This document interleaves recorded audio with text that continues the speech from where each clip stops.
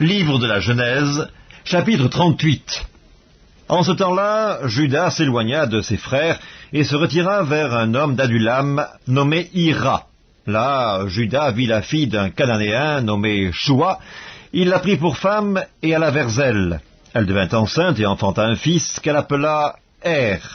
Elle devint encore enceinte et enfanta un fils qu'elle appela Onan. Elle enfanta de nouveau un fils qu'elle appela Shéla. Juda était à Dzib quand elle l'enfanta. Juda prit pour Er, son premier-né, une femme nommée Tamar.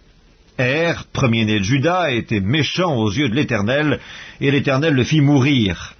Alors Juda dit à Onan, « Va vers la femme de ton frère, prends-la comme beau-frère et suscite une postérité à ton frère. » Onan, sachant que cette postérité ne serait pas à lui, se souillait à terre lorsqu'il allait vers la femme de son frère, afin de ne pas donner de postérité à son frère. Ce qu'il faisait déplut à l'Éternel, qui le fit aussi mourir. Alors Juda dit à Tamar, sa belle-fille, « Demeure veuve dans la maison de ton père jusqu'à ce que Shéla, mon fils, soit grand. » Il parlait ainsi dans la crainte que Shéla ne mourût comme ses frères. Tamar s'en alla et elle habita dans la maison de son père. Les jours s'écoulèrent et la fille de Shua, femme de Juda, mourut. Lorsque Juda fut consolé, il monta à Timna, vers ce qui tondait ses brebis, lui et son ami Hira, l'Adulamite. On en informa Tamar et on lui dit, « Voici ton beau-père qui monte à Timna pour tondre ses brebis. » Alors elle ôta ses habits de veuve, elle se couvrit d'un voile et s'enveloppa, et elle s'assit à l'entrée d'Énaïm sur le chemin de Timna, car elle voyait que Shéla était devenu grand et qu'elle ne lui était point donnée pour femme. Juda la vit et la prit pour une prostituée parce qu'elle avait couvert son visage. Il l'aborda sur le chemin et lui dit, « Laisse-moi aller vers toi », car il ne connut pas que c'était sa belle-fille. Elle dit, « Que me donneras-tu pour venir vers moi ?» Il répondit, « Je t'enverrai un chevreau de mon troupeau. » Elle dit, « Me donneras-tu un gage jusqu'à ce que tu l'envoies ?» Il répondit, « Quel gage te donnerai-je » Elle lui dit, « Ton cachet, ton cordon et le bâton que tu as à la main. » Il les lui donna. Puis elle alla vers elle, et elle devint enceinte de lui.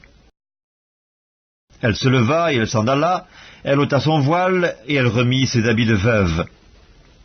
Juda envoya le chevreau par son ami l'Adulamite pour retirer le gage des mains de la femme, mais il ne la trouva point.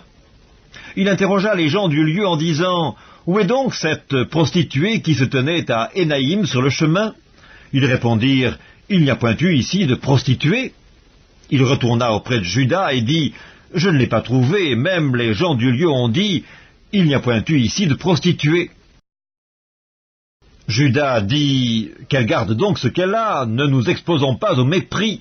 Voici, j'ai envoyé ce chevreau, et tu ne l'as pas trouvé. » Environ 3 mois après, on vint dire à Juda, « Tamar, ta belle-fille, s'est prostituée, et même la voilà enceinte à la suite de sa prostitution. » Et Juda dit, « Faites-la sortir et qu'elle soit brûlée. » Comme on l'amenait dehors, elle fit dire à son beau-père, « C'est de l'homme à qui ces choses appartiennent que je suis enceinte. Reconnais, je te prie, à qui sont ce cachet, ces cordons et ce bâton. »